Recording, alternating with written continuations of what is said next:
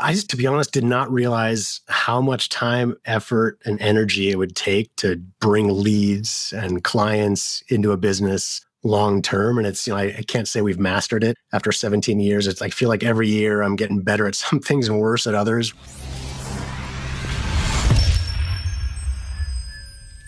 What's up, agency owners? Jason Swenk here with another episode of the Smart Agency Masterclass, a podcast where we interview the most amazing agency owners in the world.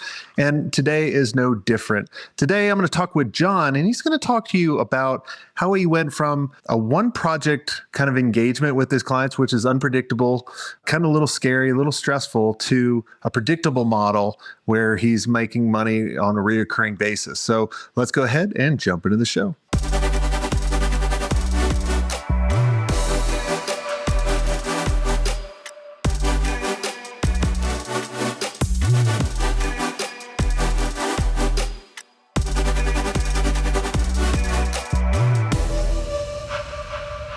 Hey, Jon, welcome to the show. Thanks, Jason. I'm so excited to be here. Yeah, man. Well, tell us who you are, what you do. So I am the owner and founder of Harvest Growth. I started this company 17 years ago after leaving OxyClean. I used to be a brand manager for them back in the Billy Mays days. And since then, we've been focused on video marketing. In the early days, it was all TV infomercials, believe it or not. It's funny enough, we still do that today. We have a contract we just signed yesterday. We still do national TV ads. But most of our business, of course, nowadays is digital or a combination of the two. But we've been, focused on video marketing for a long time. What made you start the agency? Was this by accident? Did you have too much Oxy from the OxyClean? What was that? It's funny. You talk a lot about being an accidental agency owner, and I think that's certainly my story to some extent. I definitely did want to start something since I was a kid. My wife still has a picture of me from kindergarten carrying a briefcase on our fridge at home just because it's funny. But in reality, I always wanted to be something in business, own my own business ever since I was a little kid, and kind of, without going through all the details of my full career, every step along the way was with that intent in mind. And I lucked out one day when OxyClean was sold off as a company. It was a great place to work, a phenomenal opportunity. Back when I was there, it was still family owned. It was two brothers and their dad primarily that ran it on a daily basis. And when they sold the company off, my gut reaction was, okay, I need to find a job. And until I realized, man, I've been waiting for this my entire life to start something. And I had a few months of transitional time with a new owner or whatever, and took that opportunity to start Harvest Growth. It took me a while to figure out exactly what I wanted to do, but I would say lucked into it. It was accidental, but I absolutely love it. When you started the agency, what was the biggest surprise? Yeah, great question. Maybe the biggest difficulty or surprise back in the early days was when our flow of leads kind of started to slow down. Where we had a lot of contacts. I had a business partner back in the day, and we had a lot of friends and associates at other companies I'd gotten to know through my time with OxyClean, before that with Kraft Foods. And at some point that started to dry up or just decrease a little bit because we're already working with all the people we knew or whatever. And I just, to be honest, did not realize how much time, effort, and energy it would take to bring leads and clients into a business long term. And it's, I can't say we've mastered it after 17 years. It's I feel like every year I'm getting better at some things and worse at others, right? But we've certainly learned along the way things like, man, I wish I would have done this on day one. But that was a big surprise, is just how much time and effort it takes to find potential leads as an agency owner. I remember it's kind of like build it and they will come, but you build it and then you're waiting. You're literally just going, I built this really cool place, but no one's really showing up. And you're just like this lemonade stand on this road. And then it's kind of funny what you were saying over the 17 years, we try and you've done this. I know I've done this and everyone's done this, where we find something that works and then we go on to the shiny red object and we go on to the next thing and the next thing. And then we forget about the thing that actually works until you're giving advice to someone else. I have this in the mastermind all the time. I'll give advice to one of you guys and I'll be like, hey, you should go do this. And then I'll be like, hypocrite, I'm not doing it. And then I'll be like, oh, Stacy, Darby, we need to change some things up a little bit. That happened to you? But Yeah, and as an agency owner, we always talk about how we market ourselves last, right? We spend so much time on our clients and perfecting the work we do for them, which is good, but we often forget of ourselves in the meantime. And yeah, we have that same thing. I'll give advice to clients and the same thing, like I really should be doing more of this, more content, et cetera. And some of it we've learned along the way. And like I said, it's gotten better and better each year. Let's talk about kind of the struggle of one-off projects or just charging by the project. We were 80% this way, in our agency. We were just really good at generating business, or I would have probably been a little bit more stressed. What was it like for you when you were just kind of project by project basis? Walk us through that a little bit. Yeah. So when we founded this company, and for many years, we got all of our revenue from video production. And we know it coupled with that was strategy, but it was all one project. It was all about, okay, let's get a TV infomercial or TV spot done, scripted, ready, launched, et cetera. And we'll consult with you along the way. And there were some royalties here and there, but 90+% of our revenue was all based around video production. So it was great when times were good and very difficult when they weren't. And there was a lot of ups and downs. So the problem or difficulty with project work, as we've seen it over the years, is you spend this time and effort on getting the projects in the door, and then you're so focused on doing a good job for them that's when your marketing starts to fall behind, and you fall behind in your sales efforts, and then you get a drought spell after that and trying to pick it up again. It's that up and down constant over the course of the business. And we certainly experienced that for a lot of years. And we still do a lot of video production. We love it. It's, we see that as a big value as a company of what we provide to our customers, just from our experience base after launching and growing so many products over the years. But it's that shift of how do we turn this into something that becomes an ongoing business?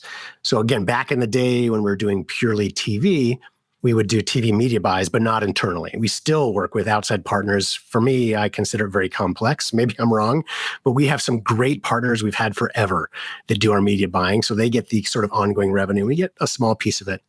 But the digital side is really what has changed and morphed our business for the better over the years, where, again, we still do video production, but now it's really a means to an end of, okay, how do we get this into a long-term campaign that we can get off the ground and turn into a success and then keep these clients on board with us for a long time. And it's funny, in the early days, we used to start to do that and we charge so little for it, like any business, right? As you're testing the waters. And man, I think back, I don't even know how we kept the lights on with some of those projects, but they were tests at the time. Yep. And then you start to realize how much value you can provide and within your own niche as an agency, right? We know what we do well. And when we find clients that is a fit for, then it makes financial sense for both parties, right? For us to charge what we're worth, for them to pay what we're worth. And then it's a great relationship from there going forward. But it becomes this long-term relationship on a monthly basis of running the launch or running the campaign over time. But the biggest thing that I think learning for me, which I would say is another surprise as a business, is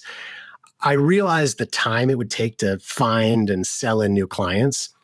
But what I wasn't thinking about is how that same time distracts you from the creativity within your own business, or even how you are able to provide strategy and creativity to your clients. When you're so stressed about getting the next deal, oftentimes you forget about or don't have the time to focus on your current deals, either your own company or your clients that you're working with. I think that's been one big win for us or learning for us, is as we've been able to stretch out the revenue of a lot of our clients over time, it's taken away a lot of that pressure and helped us to be more strategic, more creative, and really provide a lot more value for our clients. Yeah, I mean, you mentioned kind of keeping on the lights. How I always envisioned it is like you're talking up here and then below you're on a bicycle pedaling to keep the lights on for the frequency. Well, now that we've kind of understood kind of the pain, and there's a lot of people listening that are out that way, right? It was kind of like, let me focus on getting these big projects. We get the big project, like you were saying, we're high-fiving each other in the office, and then we take our eye off lead generation and sales. And then in about the next quarter, it's like a scramble. And it's constantly like quarter up, quarter down, quarter up, quarter down. Tell us, what did you do to get away from the project? And what were kind of some of the steps that you took?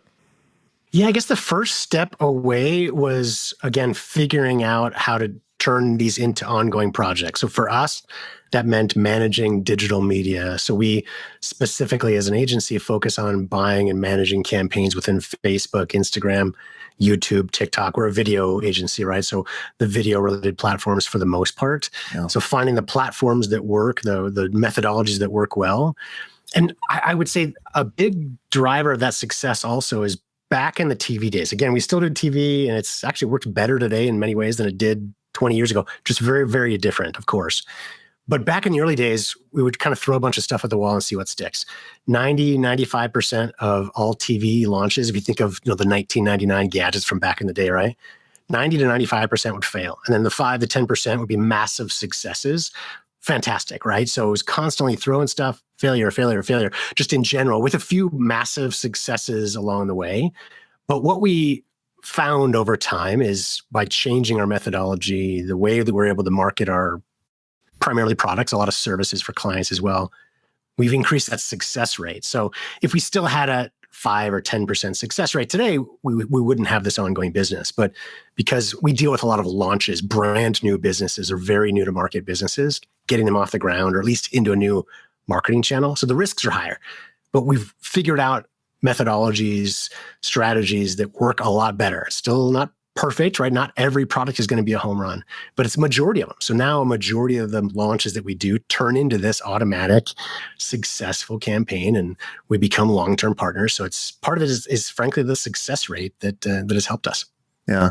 So you kind of really took of your core service and thought about what complementary things can we add to it?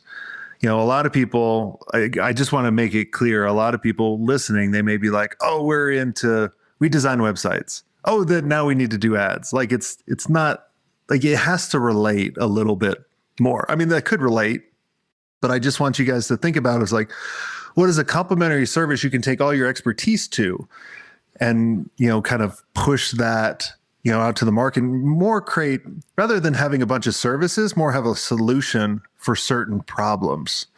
And I think when you do that, then you can really start going, okay, and then positioning yourself. And I've seen you guys do this over the years, kind of position yourself as, the Yoda, the leader, the trusted advisor for these things, for, those companies that, want to be a household name, that want to, reach, their audience and not fail. So what other steps, like looking back, from when you decided to do it, from what you know now, is there anything that you would change? Or would like any gotchas that were like, oh shit, I want to do that again? I think maybe the biggest change we would do earlier in our business would be content. And frankly, Jason, this is something I've learned from you. You've been a part of your group for many years and learned from you and the other great agency owners that are a part of it. But one big takeaway constantly is the importance of content and how to do it in a way that resonates with our audience. So, I've learned from you in launching my own podcast where we interview business owners, inventors, entrepreneurs with our audience, et cetera. But that content we're able to create, because that fits what I do. To sit down and write just takes me a lot of time. For me to do an interview, I could do that much, much easier. And then I can have somebody else write up, the summary of the interview or whatever it might be. So finding what worked and resonated for me rather than pushing against the wall. Like back in the day, trying to write blogs, I'd write maybe an okay, decent one, and then it'd be months before the next one because I don't want to do it. I'm not good at it. It's not my forte. But now, we can record podcasts every week, right? Sometimes a couple times a week. And so for us, finding that content niche that fit what I like to do, the way that I like to educate and share my knowledge, expertise, et cetera, with a way that also speaks to our audience. So that finding the best form of content that fits your own skill set, your own interests, I think was something I wish I'd found earlier, but it's been great for us since then. Yeah, it's kind of like if you try to just do something because someone else told you to do it. And like, for example, we've always struggled with social media over the years. And like, it's kind of like that girl that turned you down and you're like, she stinks. Like, she's got cooties or whatever because she didn't like you. And that's kind of how I treat social media, or that's how people treat podcasting or creating content or whatever it is. You just haven't figured it out yet. That's why you don't like that particular thing. Don't say it doesn't work because you're full of shit, because there's thousands of people that have proved it working, just like how we always have, like, Duncan always has the drinking contest. Like whenever I say you should do a podcast, everybody, it's a drinking game within the mastermind. But like, if someone told me that, and that's why it takes a lot of people so long to do it, because they're just like, what's the plan? Like, let me get a little momentum. And then that's how I've always been with social, or like, I've always like, all right, I'll get on TikTok. What the hell do I say on TikTok? Like all my stuff is really long form. I'm long winded. I talk slow now. Like the South has taken me over, so I'm like, how do I do this short form content? So find the things that you can do, find the people that can help you do this. And then, don't hate it until you probably put a 10,000 hours in it. Is there any other steps that you used that really helped you to create this reoccurring model that's more predictable? Yeah, I mean, we tested platforms over the course of many years till we got them to work well, right? So we were testing Facebook back in the day, and at least we couldn't get it to work for marketing products in the early days. Of course, there's ways to do it, right? But with our methodologies, et cetera. And so just that constant testing until you find the next platform that's going to take off and work as a business. So you talked about how do we fit what we do in a way that fits our audience, or, kind of within our core structure. So for us, we're about video marketing, and especially for launching and growing products and service businesses, right? So that's kind of our core mantra. And that today, that's some TV. It's a lot of Facebook and Instagram. Tomorrow, it's probably something different, right? It changes over time, but we stick with that core mantra. So for today, we're doing a lot more OTT or streaming TV, digital TV, et cetera. It's very different from linear cable TV. It's very different from Facebook, Instagram, or TikTok, but it still can work well. So we're constantly on that testing cycle to find what's going to be the next thing that for our audience, for our agency, for our structure, that's going to work. Yeah, that's awesome. Well, this has been amazing, Jon. Is there anything I didn't ask you that you think would benefit the listeners listening in? I'll just try to say briefly one thing. This has been a fun interview. Thanks, Jason.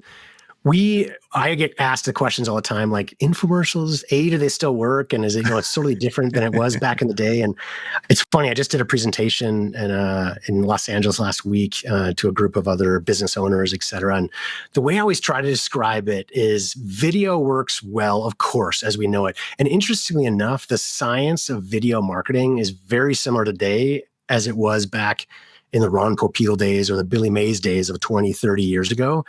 The look and feel is very different, but the core, if you're thinking about video for your business, I always say, like, think about those core elements still of problem solution, or communicating the benefits, not just the features of your business, your agency. If you're an agency owner listening, getting credibility in there, right? This is something we are trying to do more of as an agency. Again, learning what we preach, right? But getting our clients to do testimonials, video testimonials especially, so powerful. Anything you can do to demonstrate success. And then at the end of the day, having a call to action in everything you do, at least your sales materials or marketing materials, with a compelling offer along the way. But those same scientific approaches, again, it doesn't look like it did in the Billy Mays days, but even for an agency video, following that same structure can really help to boost your revenues. Awesome. Well, what's the website people can go and check you guys out? If you want to learn more about us as an agency, you can go to harvestgrowth.com. You can reach me directly at Jon, Jon, at harvestgrowth.com, or look for me on LinkedIn as well.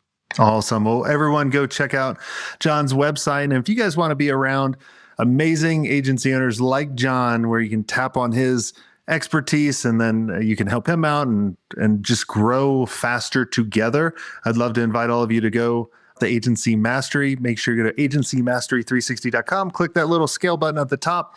We'll have a conversation. We'll help you out. And even if you never join, you'll still get great information from our agency scale specialist. So until next time, have a swank day.